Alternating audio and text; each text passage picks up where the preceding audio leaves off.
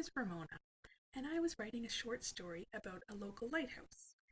I came across a lighthouse in my community and found out that it was in trouble. It was slotted to be sold, and that made me feel very sad. I'd like to read the story for you, and it is based on factual events that happened in the news, but really it's a story of fiction.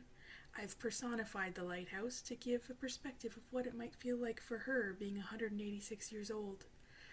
It's an interesting story, and I hope you enjoy it. And at the end of the story, I want you to try and find my link for GoFundMe, because a lot of money is needed to restore this poor lighthouse, and it would be really sad to lose it.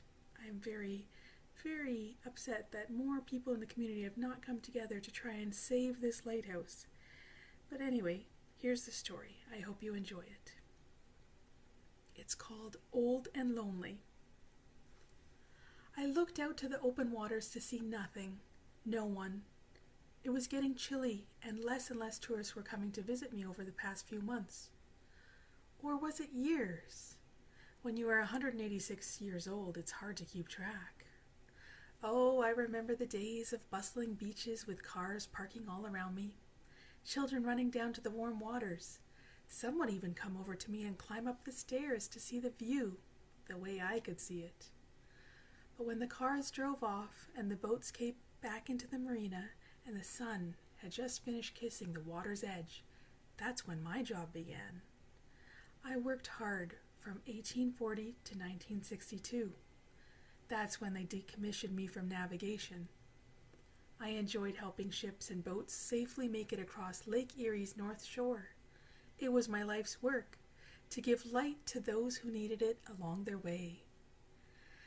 My fixed white light was visible for 19 kilometers. Oh, I could see so far out into the open sea.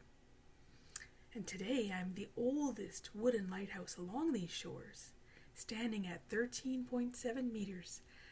I could see pretty far out with my bright light, and I helped a lot of ships and boats come into harbor. But the problem was not with my light. It was my concrete base. Sometimes I would get water infiltration, which caused my wooden columns to deteriorate. But you don't want to hear all about that. More recently, I was at risk of toppling over. Now every time there's a big storm, everyone worries that I may overturn.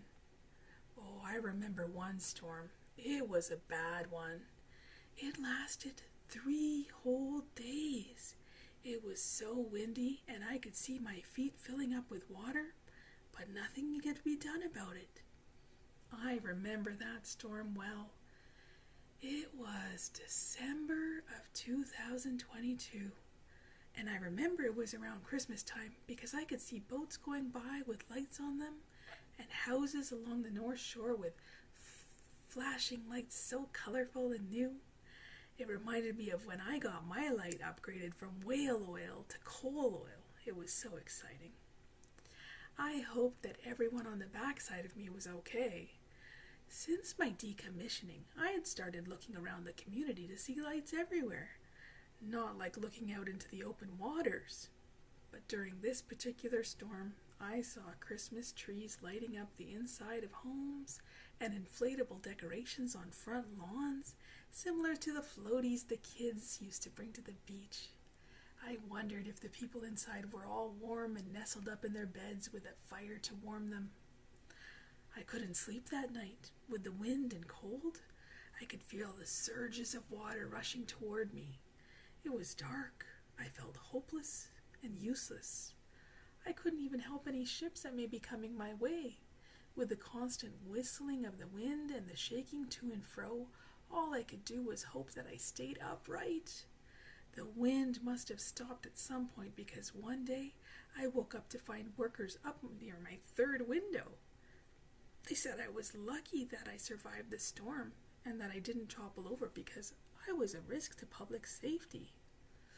Because I have a heritage background now for the last 105 years, I now belong to the public, and these workers may have been assessing my damage from the storm. "Oh, hello there," I called over excitedly. No response.